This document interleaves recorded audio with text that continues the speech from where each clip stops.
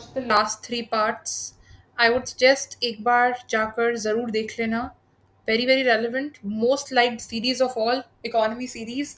इसको ज़रूर देख लेना. So हमने काफ़ी कुछ कवर कर लिया है and I think the series is going to stretch a little bit. Only a little bit ज़्यादा कुछ नहीं, but we're going to cover everything, right? तो पहले we have the currency swap facility for SAARC nations. अब what is this thing? अब RBI has established the currency swap facility. Swap का मतलब क्या होता है? Exchange करना. Currencies मतलब दो करेंसीज ले रहे हैं, दो करेंसीज को एक्सचेंज कर रहे हैं, दैट इज स्वॉपिंग. ओके. अब सार्क नेशंस के लिए एक्सक्लूसिवली. अच्छा, I have prepared a separate video for SAARC exemption policies of SAARC. I have included everything about SAARC in it. I would suggest एक बार जाकर उसको देख लेना. I will put the relevant link there on the i button for you to watch. तो एक बार उसको जरूर देख लेना. SAARC countries to help them to deal with short term balance of payment crisis. अब देखो, सार्क में वी हैव 8 और कंट्रीज, ठीक है. अब उसमें आरबीआई ने क्या करा है? कॉर्पस रखा है. Corpus is kind of fund that you are keeping some amount. अच्छा, अब उस अमाउंट में he has kept it at $2 billion. अब $2 billion से वो $250 billion करने वाला है, ठीक है. अब $250 billion उसने वो कर दिया. अब इसका मतलब क्या एग्जैक्टली?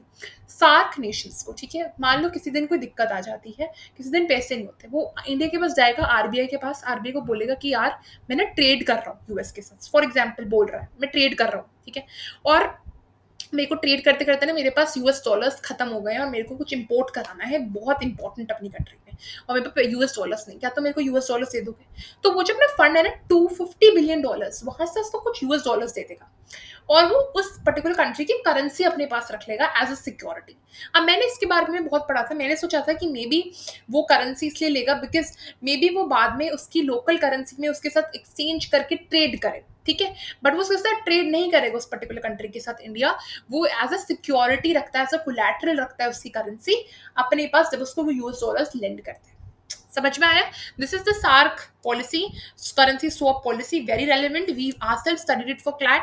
बट सार्क के लिए पढ़ रहे हो, सार्क न्यूज में, सार्क एग्जामिशन वीजा न्यूज में है, करेंसी स्वैप भी पता हो if you preparing for the economy section. Sri Lanka ने इसको वेल करा था इंडिया से 2022 में जब उसके फाइनेंशियल क्राइसिस हुए थे, तब की बात है.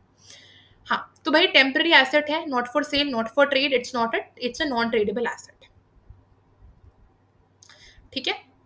अच्छा, अब वर्ल्ड बैंक का कंट्री का क्लासिफिकेशन है भाई. उस वो वर्ल्ड बैंक बोलते हैं कि यार ये कंट्री नहीं डेवलप्ड कंट्री है, ये एक डेवलपिंग कंट्री है, ये अंडर डेवलप्ड कंट्री है, ये एक दूसरे तरीके की कंट्री है. तो वो कंट्री को कैसे क्लासिफाई करना है? वो डेवलप्ड है, वो अंडर डेवलप्ड है, वो डेवलपिंग है, वो कैसे है? अब वो या फिर वो डेवलप्ड का मतलब ही क्या है? वो हाई इनकम कंट्री है, ठीक है. अंडर डेवलप्ड का क्या है? वो एक लो इनकम कंट्री है, ठीक है. और कहीं ना कहीं जो lower middle income country, upper middle income country, यहाँ पर आपका डेवलपिंग वाली चीज आ जाती है, ठीक है. अब डेवलपिंग वाली चीज में आईएमएफ ने सीधा सीधा, सॉरी, वर्ल्ड बैंक ने सीधा सीधा बोल दिया अपने क्राइटेरिया में कि इतना इस पर्टिकुलर कंट्री का जीएनआई होना चाहिए अगर इस कंट्री को क्लासिफाई होने से high income country, upper middle income country. ये सब 2024 का डेटा के अकॉर्डिंग 2025 का रिलीज नहीं हुआ है. एग्जाम के लिए लेटेस्ट डेटा करके जाना. अब जो जीएनआई है which is the gross national income, इसमें आपका जीडीपी भी इंक्लूड है plus remittances and foreign investments. इसका मतलब इसके अंदर आपका जो आपका ग्रॉस नेशनल प्रोडक्ट है वो इसमें इंक्लूडेड है. क्यों? क्योंकि उससे आप अपने इंडियन सिटीजन की इनकम तो ले रहे हो, plus you are also looking after the investments that are there in your country. जब हमने जापानीज कार का मैन्युफैक्चर देखा था ना, जब हम जीडीपी का फॉर द फर्स्ट टाइम पढ़ रहे थे, उसमें ये चीज आ गई जीएनआई. तो GNI basically is equal to GNP, national gross national income is equal to gross national product. समझ में आया? अच्छा, मेरा favourite topic FDI, FPI, FII. हम पागल रहते थे इनके लिए कि तीनों में डिफरेंस क्या है. बेसिकली ये डिफरेंस है, फॉर एग्जांपल यहाँ पर एक कंपनी आती है, फोर्ड बाहर की कंपनी थी, ठीक है. वो फोर्ड बाहर की कंपनी थी, उसने इंडिया में आकर इधर प्लांट लगा लिया चेन्नई में, ठीक है, अपनी कार्स मैन्युफैक्चर करने का. That is going to be FDI. FDI, ठीक है. यहाँ पर अब देखो, ये हो गया एफडीआई, ठीक है. अब मेरे पास कोई कंपनी आ रही है वियतनाम से और यहाँ पर अडानी फार्मा स्टॉक्स में इन्वेस्ट कर रहे हैं, that is going to be FPI. और वो जो कंपनी आ रही है ना, ये एफपीआई करने के लिए, मतलब वो जो वियतनाम की कंपनी आ रही है अडानी फार्मास्यूटिकल्स वाले स्टॉक में इन्वेस्ट करने के लिए, उसको बोलेंगे एफआईआई. इसका मतलब हार्ड मनी को मतलब क्या, या कोल्ड मनी को बोलते हैं एफडीआई. कोल्ड क्या होता है? आइस होता है. आइस एकदम से हिल नहीं सकता, लेकिन गर्म पानी होता है ना, you can again stir it, ठीक है. उसको स्टर करोगे तो वो हिलेगा. तो इन दैट केस, और उसमें वेपर्स भी आएंगे, मतलब वो थोड़ा सा एस्केप भी होता रहेगा. जो एफपीआई होता है वो होता है हॉट मनी, एकदम से स्टॉक मार्केट में घुसी, एकदम से मैंने ट्रेडिंग करी, एकदम से मैंने पैसा डीमैट अकाउंट में रिडीम कर लिया, that is going to be stock market, that is going to be hot money, that is going to be FPI. ठीक है, और मैं हो जाऊंगी एफआईआई क्योंकि मैं किसी और कंट्री में जाकर इन्वेस्ट कर रही हूँ। तो फॉरेन डायरेक्ट इन्वेस्टमेंट, जब क्योंकि फॉरेन ने अपना प्लांट जो लगाया चेन्नई में, वो एकदम से अगर रिलेशंस मान लो खराब हो गए चेन्नई के गवर्नमेंट के साथ जिसने उसको लाइसेंस दिया था, या फिर इंडियन गवर्नमेंट के साथ, वो एकदम से अपना प्लांट उखाड़ कर नहीं जा सकता अपनी दोबारा कंपनी में वापस, कंट्री में वापस, उसको काफी चीजें फॉलो करनी पड़ती। ठीक है, तो अब जब कुछ फिजिकली टैंजिबल अगेन कुछ फिजिकल एसेट स्टैब्लिश कर देते हो कंट्री में, you are actually contributing towards the FDI of the nation. if you're contributing just in stocks, if you're just doing it digitally, that is known as FPI, and the person doing FPI would be an FII। समझ में आया concept क्या है, difference FDI, FPI and FII. इसको बोलते हैं FII. जो FDI FPI दो तरीके के होते हैं, और एफपीआई करने वाला एफआईआई होता है। हम सोचते थे कि एफआईआई थर्ड टाइप होता है, बट थर्ड टाइप नहीं होता इन्वेस्टमेंट का, एफपीआई करने वाला एफआईआई होता है। एग्जाम्पल्स मेंशन कर दिए। Learn this for subjective questions. Long term investment होती है, शॉर्ट टर्म इन्वेस्टमेंट होती है, शॉर्ट टर्म इन्वेस्टमेंट होती है, लॉन्ग टर्म कंट्रोल होता है 10% और मोर, एंड यहाँ पर no stake no minimal. Of course अगर मान लो हमारा एक पर्टिकुलर था ना company, I am again forgetting the name, some company Ford only, Ford ने 2017 में चेन्नई में महिंद्रा एंड महिंद्रा के साथ अपना प्लांट स्टैब्लिश करा था। 10% स्टेक होल्डिंग थी उसकी, 10 से 15% होगी, बिकॉज 10% और मोर लिखा हुआ है। और आप हार्ड चीज स्टैब्लिश करो, कोई टैंजिबल चीज स्टैब्लिश कर सकते हो। अपना मानस के ऑपरेशंस बंद हो गए थे, बट ऑपरेशंस से 2021 में दोबारा से स्टैब्लिश कर लिए थे इंडिया में। Okay, boost real growth, jobs, increases capital in the financial markets. FPI से ज्यादा स्टॉक मार्केट बढ़ जाता है as compared to FDI. Highly volatile इसलिए ऐसा करा जाता है, ऐसा बोला जाता है, क्यों? क्योंकि एकदम से वो आराम से निकल के जा सकते हैं, लेकिन एफडीआई काफी स्टेबल होता है, तो हम ना अगेन प्लांट उखाड़ कर नहीं जा सकते अपनी पेरेंट कंट्री वापस। Okay, my favorite topic again. We are going to do pension scheme, provident fund, and taxation, and how to calculate your salary, how to calculate your taxes. We are going to do it today only. अब देखो, मैं बात करूँ pension scheme में, तो pension scheme old होती है और एक न्यू होती है, और अभी हम फॉलो करते हैं, पहले ओल्ड हो रही थी बट हम फॉलो करते हैं अब न्यू वाली। अब देखो, मेरे दादू, ठीक है, अब he used to get pension. Okay, अब पेंशन उन्हें मिलती रही। अब क्या होता है, one of my friends who wanted to become an IAS officer, she said that I just wanted to crack UPSC just because I will get pension when I grow old. ठीक है, अब पेंशन उससे मिलेगी, उससे pension नहीं मिलेगी। I explain to her, now you do not get pension. ठीक, क्यों? Because as per the new pension policy. अब ओल्ड वाली देखते हैं। ओल्ड में जब आप जैसे ही रिटायर होते हो वैसे ही आपको अपनी सैलरी मिल जाती है, हाफ सैलरी मिल जाती है, और आपको लाइफ टाइम कोई कॉन्ट्रीब्यूशन नहीं करना पड़ता। फॉर एग्जाम्पल, लाइफ टाइम किसी ने ऐसे टीचर काम करा है 40,000 पर मंथ, तो जब वो रिटायर होगा उससे हर महीना 20,000 रुपीज मिलता रहेगा, और 40,000 उसको इन हैंड सैलरी मिला था उस पॉइंट ऑफ टाइम। ठीक है, अब क्या हुआ, गवर्नमेंट ने रियलाइज करा कि हम लोगों को पेंशन देते जा रहे हैं, जब लोगों ने काम कर लिया हमारे साथ, हमारे लिए ह्यूज फाइनेंशियल बर्डन है, तो गवर्नमेंट इसको डिसकंटिन्यू करते हुए न्यू पेंशन स्कीम लागू करती है। न्यू पेंशन स्कीम के अकॉर्डिंग हर महीना आप क्या करोगे, आप खुद जो बंदा है, एम्प्लॉय है, वो अपनी सैलरी का 10% डालेगा, और जो एम्प्लॉयर है यानी गवर्नमेंट, वो अपनी सैलरी वो क्या करेगा, 14% उस अमाउंट का ऐड करता रहेगा। मतलब किसी की सैलरी 20,000 है, 20,000 का 10% क्या होगा, इट वुड बी 2,000, तो 2,000 पर मंथ उसको अपनी सैलरी में डालना पड़ेगा। अपार्ट फ्रॉम दैट 14% मतलब 2,800 गवर्नमेंट डालती रहेगी। ठीक है, हर महीने एडअप होता रहेगा। तो जैसे ही बंदा रिटायर हुआ, उसको उस अमाउंट का 60% मिल गया as a one time payment, और एक उसको बचा हुआ अमाउंट मंथली मिलता रहा। मतलब मान लो अगर रिटायर होते होते वो अमाउंट हो गया 20 लाख का, मान लो 20 लाख का हो गया, तो 20 लाख का 60% कितना होता है, 12 लाख। 12 लाख उसको इन हैंड मिल जाएगा जैसे ही वो रिटायर होगा, और बाकी बचा हुआ 8 लाख जो है वो उसे जब तक वो मर नहीं जाता तब तक उसको मंथ वाइज मिलता रहेगा। समझ में आया? ऐसे होता है तुम्हारी चीजें। For example, retirement fund 60 lakh है, 36 लाख आपको डायरेक्टली मिल जाएंगे, 24 लाख आपको अपनी मंथली पेंशन के अनुसार मिलेंगे। This is the how it works, the new pension scheme, this is how it works. New pension scheme ज्यादा फ्लेक्सिबल है, और इनफैक्ट आपको क्या करना पड़ता है न्यू पेंशन स्कीम में, you are not force to contribute 10% of your salary, it's on voluntary basis, you can do it, और even if you don't want to do it, you may skip it, but it's usually advisable to do it, ताकि मिलता रहे कुछ बुढ़ापे में पैसा। Provident fund employees retirement fund, ये क्या होता है भाई? अब देखो, एक होता है प्रोविडेंट फंड और एक होता है पेंशन, दोनों में आपको कंट्रीब्यूट करना पड़ता है। ठीक है, अब देखो फॉर एग्जांपल मैंने इसे आपको क्या करना पड़ता है, प्रोविडेंट फंड के लिए अपनी सैलरी का 12% पे करना पड़ता है हर मंथली। अब एम्प्लॉय जो आप अपनी सैलरी का 12% पे करोगे, एम्प्लॉयर मतलब गवर्नमेंट भी आपको 12% पे कर दे रही है कि again salary is 20,000, I have to pay 2,400 per month, government is also going to give 2,400 rupees मेरे को, ठीक है, हर मंथ। वो मेरे को नहीं मिलेंगे, वो एक इकट्ठे होते रहेंगे, like a piggy bank kind of thing. और उस पर 8% एनुअल इंटरेस्ट मिलता रहेगा, हर साल उस पर इंटरेस्ट मिलता रहेगा, ठीक है, और वो इंटरेस्ट टैक्स नहीं लगता, उस पर आपको टैक्स नहीं देना पड़ेगा, ठीक है। तो अगर मेरी monthly salary let's suppose 30,000 rupees, मैंने 3,600 रुपीज दिए 12%, गवर्नमेंट ने भी 3,600 रुपीज ऐड करे, इनको मिला के 7,200 रुपीज है, और 7,200 रुपीज में 8% रेट ऑफ इंटरेस्ट लगता रहेगा, जब भी कैलकुलेट होगा मेरे को मिल जाएगी अपने पैसे वापस, ठीक है। 12% में बेसिकली आपका 8.33% पेंशन स्कीम में जा रहा है, 3.67% प्रोविडेंट फंड में जा रहा है, rest is insurance and welfare fund. थोड़ा सा इसको समझने की कोशिश करोगे तो जो आपको जो eight the end of the day वो जो अमाउंट जो मिलता है ना आपको 60 lakhs, जहाँ पर 60% lump sum amount, this is your provident fund and 40% is going to be monthly pension. ये होता है बेसिकली चीज, तो इसलिए both of these things are related to each other. Safe and government back, marriage, household, education, retirement के लिए पैसा आपके लिए वो हो जाता है, चीज सेविंग्स हो जाती है, ठीक है। अच्छा, अब आता है आपके पास न्यू और लेटेस्ट टैक्स स्लैब। देखो ये एक टैक्स स्लैब है, जस्ट अ सेकंड पेन ले लूं मैं। ये आपका ओल्ड टैक्स स्लैब है, ये वाला। ये आपका न्यू टैक्स स्लैब है,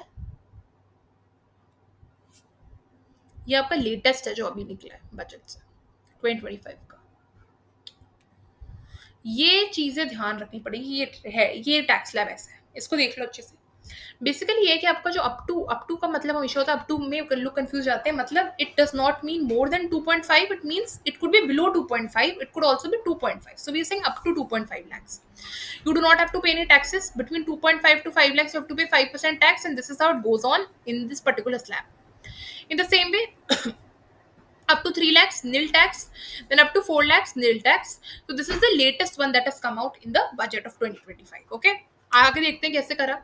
अब what is standard deduction? Standard deduction को समझना बहुत जरूरी है। जैसे हम बात करते हैं ना, पहले स्टैंडर्ड डिडक्शन 50,000 था, बट अब बजट से 75,000 हो गया। इसका मतलब क्या है? Suppose my income is 12 lakh पर annum, एंड 12 लाख पर annum में मेरे को जो टैक्स है ना वो पे करना पड़ेगा सिर्फ 11,50,000 पर। क्यों? क्योंकि 50,000 पर टैक्स नहीं लगेगा, और जिस अमाउंट पर जो गवर्नमेंट निर्धारित करती है जिस पर टैक्स नहीं लगता, that is going to be standard deduction. I'll read it for you. It's a flat deduction allowed from your gross salary income. Gross salary income is the annual salary, मतलब एक साल की salary without needing to show any bills or proof. It reduces your taxable income, helping you to save tax. अगर मेरे 50,000 पर नहीं tax नहीं लग रहा तो मतलब मेरे पैसे सेव हो रहे हैं ना। I have to just pay tax on 11,50,000 rupees. This is going to be standard deduction. ये ओल्ड टैक्स स्लैब में होता था, बट ओल्ड टैक्स रिजीम में, बट अब हमारे पास क्या है, न्यू टैक्स के अकॉर्डिंग जो अभी 2025 में आया है उसके अकॉर्डिंग 75,000 स्टैंडर्ड डिडक्शन होगा। इसका मतलब है अगर मेरी सैलरी 12 लाख पर एनम थी तो उस केस में मेरे को 11,25,000 पर ही मेरा टैक्स लगेगा, 75,000 पे नहीं लगेगा। डन। ओल्ड टैक्स रिजीम बहुत ट्रेडिशनल वे था सैलरी का। अच्छा, ये चीज होती है क्या, क्या बेनिफिशियल है मान ली ओल्ड वाला टैक्स रिजीम या फिर न्यू वाला टैक्स रिजीम, ठीक है। अब थोड़ा सा अगर समझने की कोशिश करोगे ना, कि मैं बोलती हूँ कि यार जो लोग ज्यादा LIC में इन्वेस्ट करते हैं, जो लोग ज्यादा ATC, तुम्हारी जब सैलरी आती है ना पूरी, तो सैलरी में चीजें आती हैं कि यार आपका ATC में किधर गया। ATC is section 80C which is LIC, life insurance and health insurance पे 80D।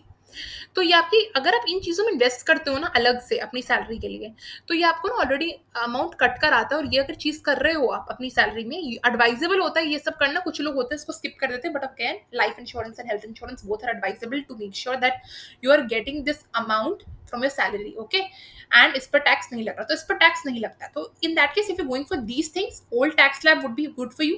If you are not going for any ATC or 80D thing, then new tax slab is going to be good for you. I will show you how.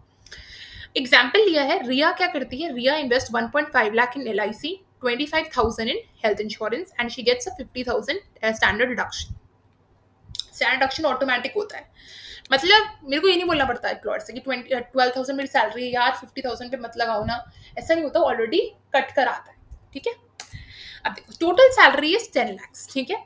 अब क्या हुआ, मेरा 80C और 80D में मैंने दिखाया था ना 1.5 लाख लगा, 25K लगा, स्टैंडर्ड डिडक्शन 50K। मतलब इन पर तो टैक्स लगना ही नहीं है, इसको मैंने प्लस कर लिया। 2.25 पर मेरा टैक्स लगना ही नहीं है, 80C 80D पर टैक्स नहीं लगता, तो मैंने इसको सब्ट्रैक्ट कर दिया, मतलब 7.75 पर मेरा टैक्स लगता है। अब ये टैक्स कैसे लगेगा देखो,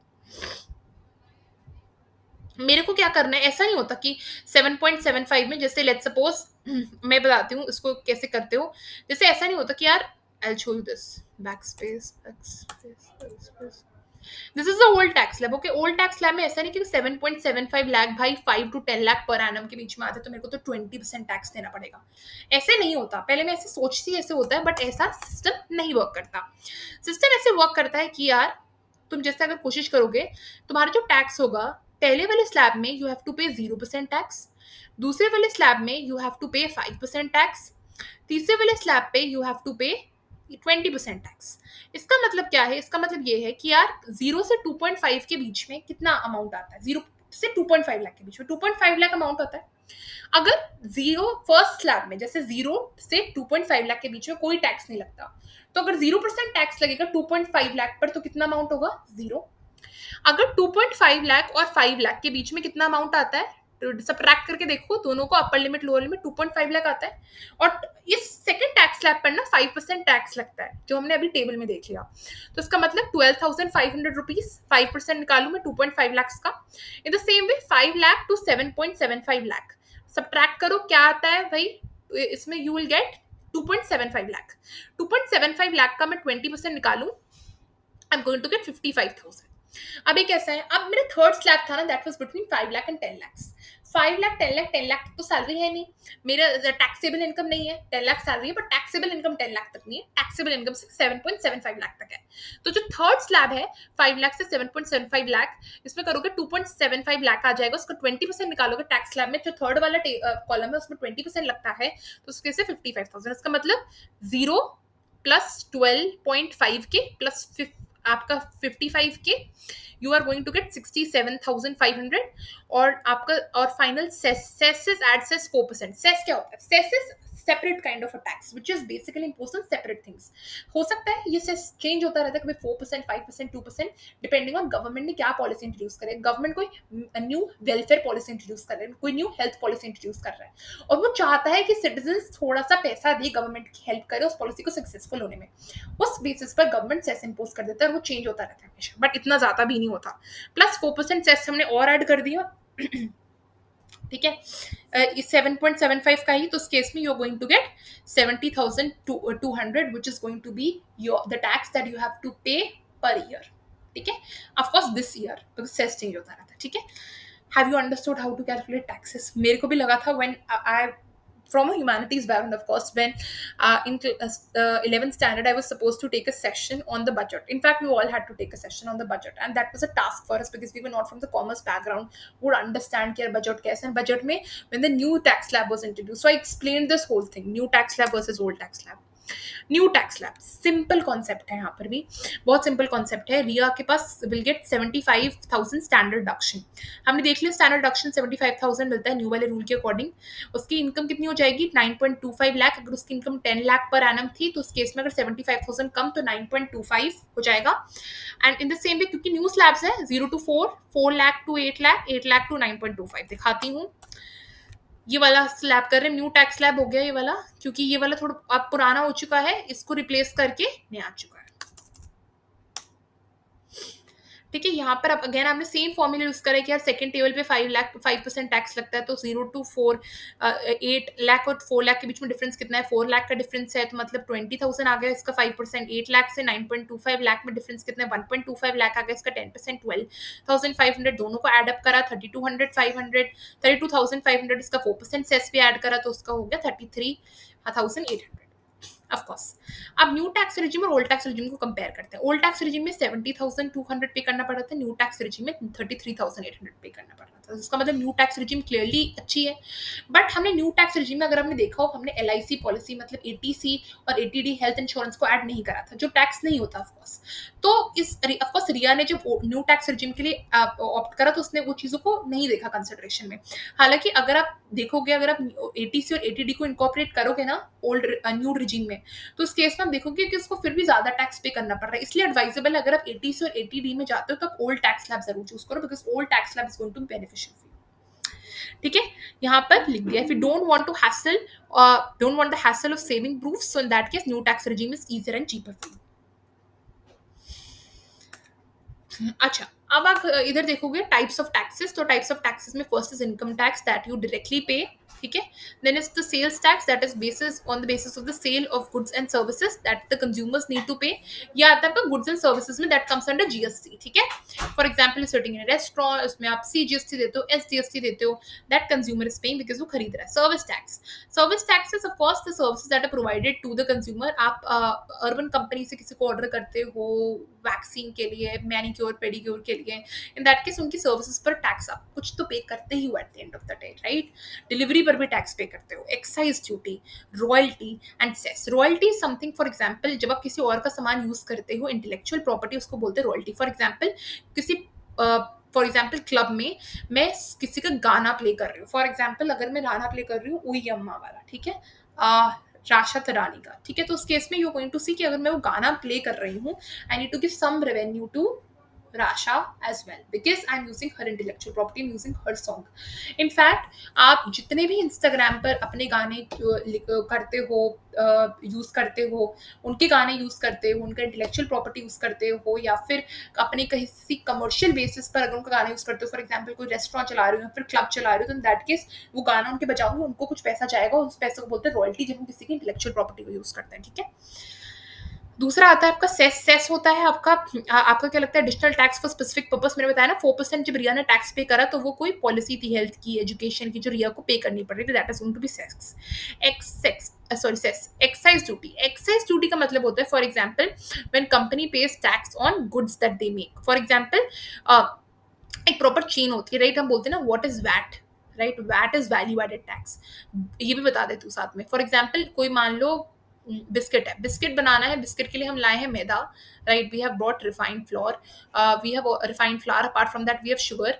तो जो फर्स्ट केस में हमने जो इन गुड्स को खरीदने के लिए जो करा है ना, ये वैल्यू एडेड टैक्स, उन पर टैक्स पे करा है, पहले वो हो गया, वो आपका मैंने शुगर खरीदा, मैदा खरीदा, उस पर मैंने टैक्स पे करा है, ठीक है। मैंने जब किसी शेफ से बनवाया है, किसी पर्टिकुलर हलवाई से बनवाया है वो बिस्किट, तो इन दैट केस जब मैं उस बेकर से वो बिस्किट को बनवा रही हूँ, मैं उसकी सर्विसेज पर टैक्स दे रही हूँ, उसकी सर्विसेज पर टैक्स दे रही हूँ, तो in that case that is going to be service tax that I am paying to that person.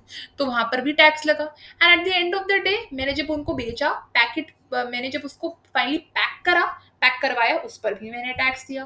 तो हर स्टेप्स पर मैं जो हूँ, जिस बिजनेस को ओन कर रही हूँ, मैं टैक्स दे रही हूँ, that is value added tax. समझ में आया? उसको करने के लिए हम जीएसटी लाए थे। अब देखो excise duty, excise duty is when you are imposing tax on production or manufacture of things, that is going to be excise duty. For example जब मैंने आपको बताया ना वैट की चीज, that is similar to that of excise duty. जब manufacturer से consumer में आया, जो बीच में आपके टैक्सेस लगे छोटे छोटे चीजों पर, steps पर, that is going to be excise duty. Company pays tax on the goods that they make, so that is going to be the excise duty. ठीक है, हर स्टेप पर, जैसे tax on production and manufacture of things, on these small small steps जो tax, that is going to be excise duty. Okay, even on some specific things also excise duty, जैसे liquor पर excise scam करा था इसने, Delhi government ने, वो भी था। Goods and services tax, okay, जो वैट को फाइनली रिप्लेस करके we had goods and services tax. ठीक है, आप देखो this is the thing that I think we should do it the next time. मैं इसको पार्ट 5 में लाती हूँ। We still have a few things that we need to do. आपको आई थिंक सेशन अगर अच्छा लग रहा होगा तो do like, share, comment and subscribe to my YouTube channel the BS law entrance exam by coach Pakul Anspal. Will continue this in the next session.